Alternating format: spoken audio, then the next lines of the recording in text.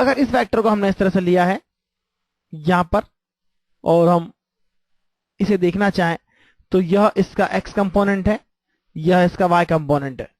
जैसे जैसे वेक्टर की डायरेक्शन बदलती है उसके x और y कंपोनेंट बदलते जाते हैं। इस तरह से आप देख सकते हैं वेक्टर अगर छोटा होता है तो उसके कंपोनेंट छोटे होंगे, वेक्टर अगर बड़ा होता है तो उसके कंपोनेंट बड़े होंगे, वेक्टर अगर रोटेट होता है तो उसके कंपोनेंट छोटे बड़े होंगे। इसे हम इस तरह से भी देख सकते हैं, यह x कंपोनेंट है, यह y कंपोनेंट है। x component plus y component हमें बताता है कि यह वेक्टर है। यह तो एक वेक्टर हुआ। यदि हम एक और वेक्टर को यूज करते हैं यहां पर,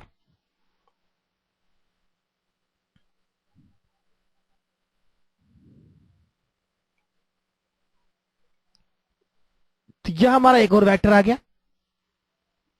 अब यदि हम इन दोनों वेक्टर्स को उनके कंपोनेंट के पॉइंट ऑफ व्यू से देखें तो किस तरह से दिखते हैं, देखिए यह इनके कंपोनेंट्स हो गए। यदि आप ऐड करते हैं इन दोनों को तो आप इन्हें दोनों को एक साथ एक जगह रख दीजिए। सम वेक्टर देखिए, यह इन दोनों का समेशन वेक्टर है। वाई वाई पार्ट मिलके वाई पार्ट बन गया और यह इन दोनों का समेशन वेक्टर हो गया। यदि आप इसे पैरेललोग्राम लॉ के पॉइंट ऑफ व्यू से देखें तो यह पैरेललोग्राम लॉ के पॉइंट ऑफ व्यू से यह इन दोनों का डायगोनल हो जाता है। यदि आप किसी एक वेक्टर को आप यहां से हटा के यहां रख देते हैं, देखिए क्या होगा, यह ट्रायंगल लॉ हो गया। या इसे आप फिर से पैरेललोग्राम लॉ में देख सकते हैं, इसे यहां जमा देंगे तो भी ट्रायंगल लॉ हो गया। This is again parallelogram law. सबसे बड़ी बात, यदि आप वेक्टर को छोटा करते हैं किसी एक वेक्टर को तो मैग्नीट्यूड पर, रिजल्टेंट के मैग्नीट्यूड पर इफेक्ट देख सकते हैं। और यदि आप दूसरे वेक्टर को घुमाते हैं तो रिजल्टेंट का मैग्नीट्यूड के साथ साथ डायरेक्शन भी चेंज होगी। यहां पर दोनों परपेंडिकुलर है एक दूसरे के वेक्टर और यह डायगोनल हो गया हमारा।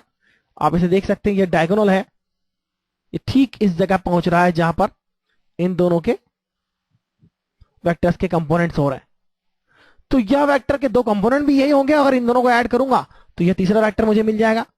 और यदि आप देखें तो आप वेक्टर को चेंज करिए, उसकी डायरेक्शन चेंज होगी और उसकी, अगर इस वेक्टर को यहां लगा देते हैं, ट्रायंगल लॉ के अकॉर्डिंग भी आप वेक्टर को देखिए, उस तरह से उसका मैग्नीट्यूड चेंज होता जाएगा। तो इस तरह से कुछ स्पेशल केसेस आप देख सकते हैं। यह 2 यूनिट वेक्टर है, यह 2 यूनिट वेक्टर है। और यदि आप देखें इसे तो दोनों को अगर हम सम अप करें, यदि हम दोनों का सम करें, दोनों 2 यूनिट वेक्टर हो जाएंगे हमारे।